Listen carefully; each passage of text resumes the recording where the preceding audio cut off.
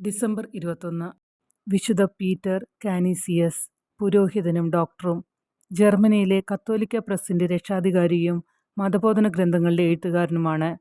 1925 May 21 Pius 11 മാർപ്പാപ്പ സഭയുടെ ഡോക്ടറായി പ്രഖ്യാപിച്ചു. ആധുനിക നെതർലാൻഡിലെ ഹോളി റോമൻ സാമ്രാജ്യത്തിലെ ഡച്ചി ഓഫ് ഗുൾഡേഴ്സിൽ നിച്ച്മെഗ് നഗരത്തിലാണ് പീറ്റർ കാനീസ് ജനിച്ചത്. അദ്ദേഹത്തിൻ്റെ പിതാവ് നഗരത്തിലെ മേയറായി സേവനമനുഷ്ഠിച്ചിരുന്നു. പീറ്ററിൻ്റെ ജനനത്തിന് തൊട്ടു പിന്നാലെ അവൻ്റെ അമ്മ മരിച്ചു. 1536 പീറ്ററിന് 15 വയസ്സുള്ളപ്പോൾ പിതാവ് അവനെ കൊളോൺ സർവകലാശാലയിലേക്കും പിന്നീട് ലൂവേൻ സർവകലാശാലയിലേക്കും അയച്ചു.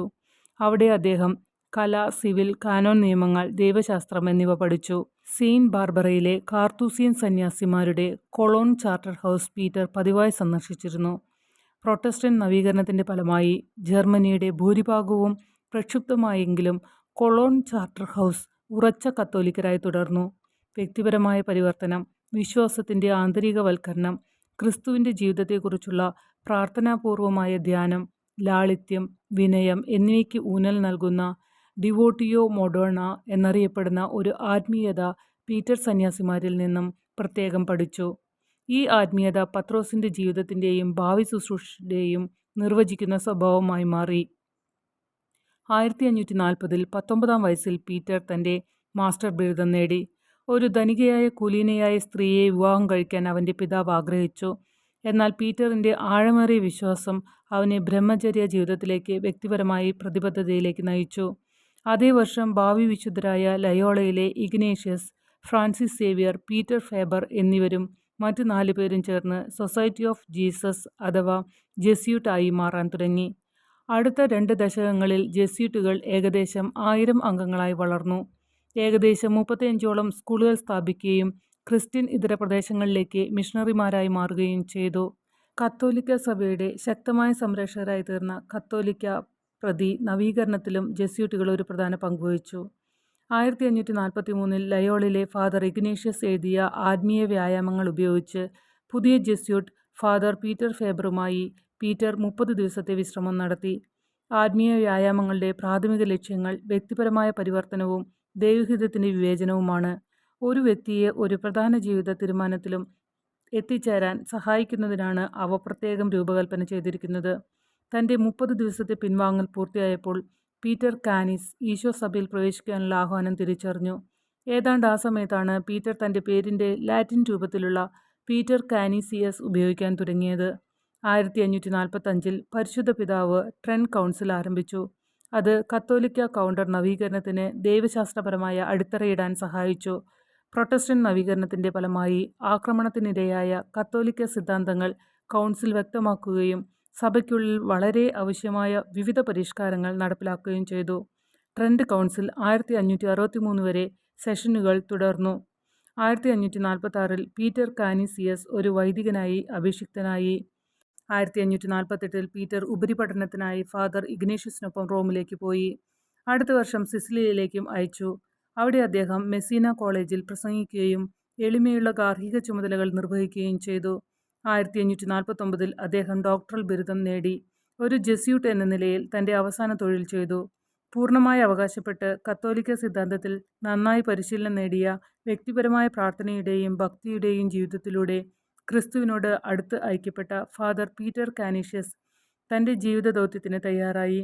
മാർപ്പാപ്പയുമായുള്ള കൂടിക്കാഴ്ചയ്ക്ക് ശേഷം വിശുദ്ധ പത്രോസിനോടും പൗലോസിനോടും പ്രാർത്ഥിക്കാൻ ഫാദർ പീറ്റർ സെൻറ്റ് പീറ്റേഴ്സ് ബസിലിക്കയിലേക്ക് പോയി.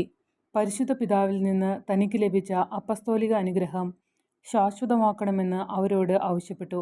അതിനാൽ തനിക്ക് മുന്നിലുള്ള കഠിനമായ ദൗത്യം നിറവേറ്റാൻ കഴിയും. ആ നിമിഷം തനിക്ക് വലിയ ആശ്വാസം തോന്നിയെന്ന് അദ്ദേഹം പിന്നീട് തൻ്റെ ജേണലിൽ എഴുതി. താൻ ജർമ്മനിയിലേക്ക് ഒരു അപ്പസ്തോലനായി അയക്കപ്പെടുകയാണെന്നും അപ്പസ്തോലന്മാരായ പത്രോസും പൗലോസും അവനെ അനുഗമിക്കുമെന്നും അദ്ദേഹത്തിന് ബോധ്യമുണ്ടായിരുന്നു. 1554 വിയന്നയിലെ ബിഷപ്പാകാൻ അദ്ദേഹത്തോട് ആവശ്യപ്പെട്ടു. എന്നാൽ അദ്ദേഹം വിസമ്മതിച്ചു. തൻ്റെ ജെസ്യൂട്ട് ദൗത്യം, അധ്യാപനവും പ്രസംഗവും തുടരാൻ ഇഷ്ടപ്പെട്ടു. പകരം ഒരു വർഷക്കാലം ഇടക്കാല രൂപതയുടെ അഡ്മിനിസ്ട്രേറ്ററായി സേവനമനുഷ്ഠിച്ചു. അവിടെ അദ്ദേഹം ആശുപത്രികളിലും ജയിലുകളിലും സേവനം ചെയ്തു.